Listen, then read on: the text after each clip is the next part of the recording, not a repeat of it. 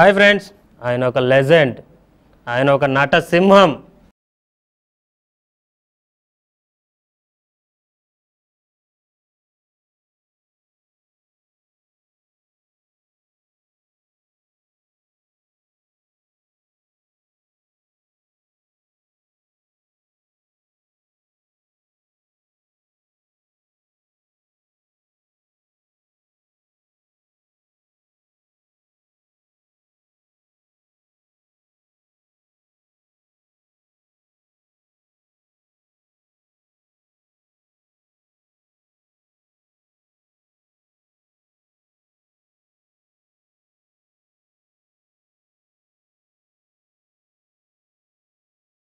మరి పిలిచేద్దామా?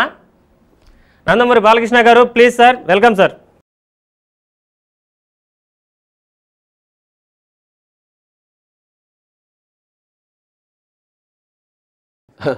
కుశలమేనా?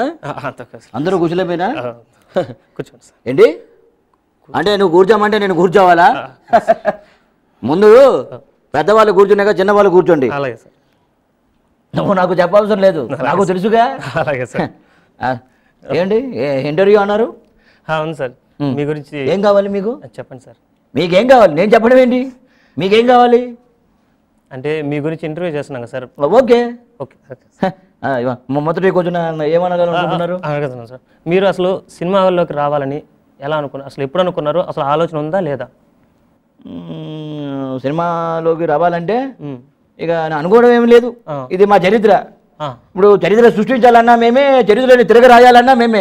మాకు ఒకరు చెప్పేది కాదు, మేము చేసేది కాదు. ఎందుకంటే నాన్నగారు అన్నాడు, ఒక రాముడు, ఒక కృష్ణుడు, ఒక దేవుడు. ఆయన చేసిన దారిలోనే మేము కూడా నడుస్తున్నాం. ఒక నందమూరి హరికృష్ణ, బాలకృష్ణ, ఇంకా జూనియర్ ఎన్టీఆర్, ఇంకా తారకరత్న, ఇంకా మోసజ్ఞ నెక్స్ట్ తరం. అంతకుమించి ఎక్కువ చెప్పడానికి ఏం లేదు. మీ గురించి ఇంకో చిన్న క్వశ్చన్ సార్. ఈ క్వశ్చన్ నాకే కదండి, చాలామందికి, మీ ఆడియన్స్ కాదు, అందరికీ ఉంది, ఇంక్లూడింగ్ నాకైతే చాలా రోజుల నుంచి ఉందండి. కాకపోతే మీ పర్సనల్గా కలిసి ఇంటర్వ్యూలో కలిసి అడగాలనుకున్నాను, బై ఇలా వచ్చింది నాకు ఆ ఛాన్సు. మీ ఫస్ట్ సినిమా, మీ అంటే హీరోగా ఇంట్రడక్షన్ అయిన సినిమా ఏంటి? ఆ సినిమా విశేషాలు కొంచెం మాతో పంచుకుంటారా? ఇక నాన్నగారితో కలిసి చేయడం ఒక అదృష్టం అయితే. ఓకే. 1971-4 అనుకుంటా. అదే తాతమ్మ కళ. నాకు ఒక కళ, తాతమ్మకు ఒక కళ, నాన్నగారికి ఒక కళ. కళాకారులు దేశాన్ని పరిపాలిస్తారు. కళాకారులు అదే అదే అదే ఎంతో చేయాలి. ఆ విధంగా తాతమ్మ నా కళ నెరవేరిందని ఆ పిక్చర్ ద్వారా ఒక నటుడుగా, ఒక బాల నటుడుగా, ఒక ఉత్తమ నటుడుగా నేను నా ప్రయాణాన్ని కొనసాగించాను. Okay sir. మీరు చిన్నప్పుడు గురించి చెప్పారు కదా, మాకు మీ గురించి తక్కువ తెలిసింది, అంటే సినిమా పరంగా చాలా తెలుసు, మీ గురించి మాకు తక్కువ. కానీ భైరవ ద్వీపంలో నేను చాలా చిన్న పిల్లవాడిని. అప్పుడు మీ సినిమా చూస్తే ఒక వండర్. ఆ సినిమాలో మీరు చాలా బాగా చేశారు.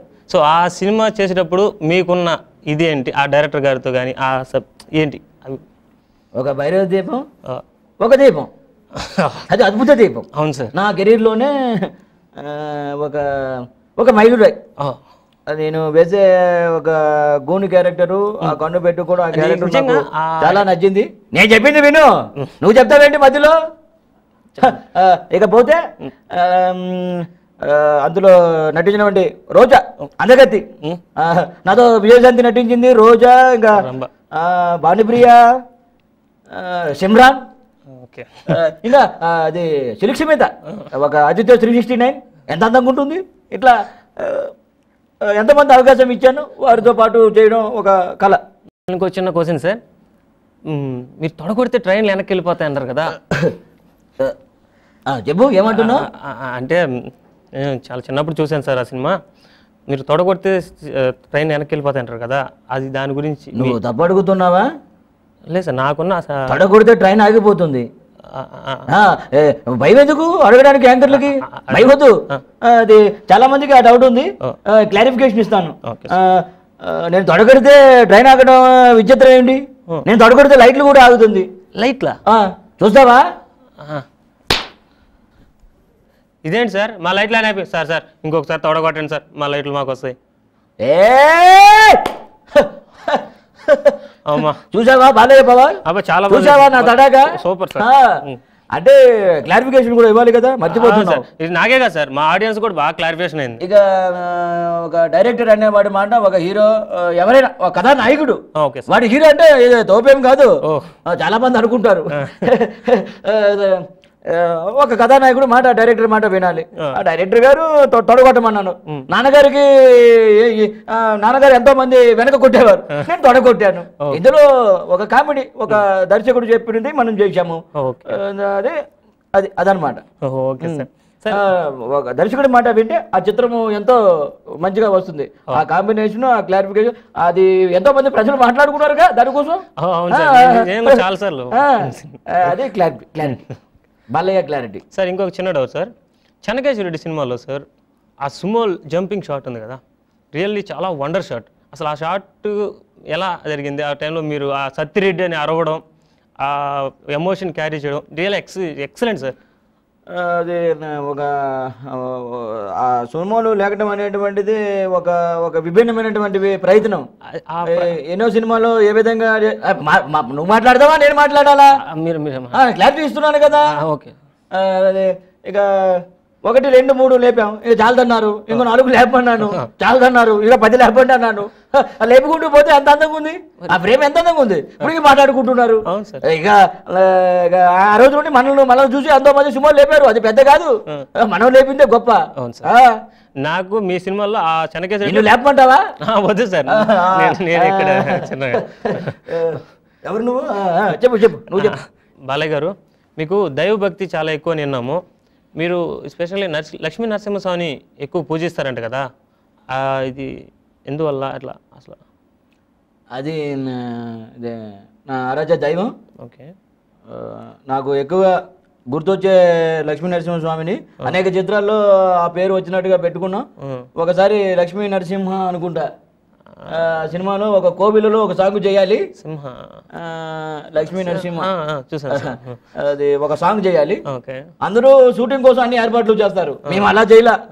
మాకు ఒక దేవుడు అంటే ఒక అది ఏది అది ఒక ఇది అలా మేము నిజంగానే అందరికి భోజనాలు పెట్టాం, ఎంతో మందికి దానాలు చేసాం, ఎంతో మందికి ధర్మాలు చేసాం. ఒక వారం రోజులు అక్కడ పూజలు జరిగాయి. జరిగిన తర్వాత మా యూనిట్ అంతా ఒక 200 మంది వరకు ఉంటారు, వారందరినీ అక్కడ పెట్టి ఎన్నో చేసాం. ఆ విధంగా ఎన్నో మేము హిట్ కొట్టాం. Okay sir. బాలయ్య గారు, మీకు రాయలసీమ అంటే బాలయ్య గారు అనే ఇది ఉంది. ఒక సమరసింహారెడ్డి కావచ్చు, ఒక నరసింహనాయుడు కావచ్చు, ఒక ఏ ప్యాటర్న్ తీసుకున్నా కూడా ఫ్యాక్షనిజం అనేది మారిపోయారు అంటే చూపించేదంటే ఒక బాలయ్య గారు. ఆ విధంగా మీకు రాయలసీమలో మంచి ఫ్యాన్ ఫాలోయింగ్. ఎందుకలా వణికిపోతున్నావు? నీకు బీపీ వస్తే నీ పెయ్య వణుకుతాడేమో, నాకు బీపీ వస్తే ఏపీ వణుకుద్ది.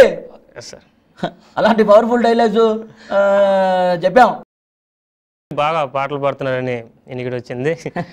మా కోసం మీరు నటించిన సినిమాలో మీకు బాగా నచ్చిన పాట ఒక పాట. నాకు నచ్చిన సినిమా అయితే ఒక ఆదిత్య 369. ఇక సంగీతం శ్రీనివాస్ గారికి నా నమస్కారం, వారికి నా సాంకేతిక నిపుణులకు అందరికి. ఇందులో ఒక పాట పాడాను, పాడుతున్నా. తోకొక మేక, మేకొక తోక, తోకొక మేక, మేకొక తోక, తోకొక మేక, మేకొక తోక, తోకొక మేక, మేకొక తోక, తోకొక మేక, తోకొక మేక, మేకొక తోక, తోకొక మేక, మేకొక తోక. ఆ విధంగా చాలా బాగా పాడారు సార్. Super super super. ఇంకో పాట ఉంది. నీ గండి జూబుల్లోనా నా ప్రాణం దోచావే, నీ కండి జూబుల్లోనా నా ప్రాణం దోచా. ఇలాంటి అద్భుతమైన పాటలు ఎన్నో. నాలో ఒక సంగీత కళాకారుడు ఉన్నాడు, అది గుర్తు చేయడానికి జనాలకి నేను అదనమాట. Okay sir. ఇన్నాళ్ళు అందరు చెప్తుంటే విన్నాను సార్, బాలయ్య గారు పాటలు పాడతాను. బట్ నా షోలో మీతో కలిసి మీరు పాడడం వినడం really very happy sir. Gas కొడుతున్నట్టుంది. కాదు సార్, నాకు తెలుసు, నాకు సంగీతం తెలుసు కదా. కాదు సార్, మీ ఫేవరెట్ హీరోయిన్ ఎవరు ఇంతవరకు మీ చేసిన సినిమాల్లో? రాశిఖన్నా, ఒక సిమ్రాన్, ఒక విజయశాంతి. విజయశాంతి ఇంకా సౌందర్య, ఒక ఉన్నారు. చెప్పుకుంటూ పోతే మనకు లెక్కలేదుగా. అలా వారితో చేసుకొని పోయాం సినిమాలు. వారికి నేనంటే ఏమిటో తెలుసు, ఒక ముక్కుసూటి మనిషి, ఒక నిజాయితీ గల మనిషి, ఒక ఒక ఒక పని అంటే నిగ్రహంగా ఉదయాన్నే 4:30కే లేచి పూజ చేసి షూటింగ్లు అంటే మేము అంత ఇదిగా చేసేవాళ్ళం. ఇప్పుడు నేటి యువత నన్ను నాన్నగారిని ఫాలో అయితే నేను కూడా ఆ విధంగా ఫాలో అయ్యాను నాన్నగారిని.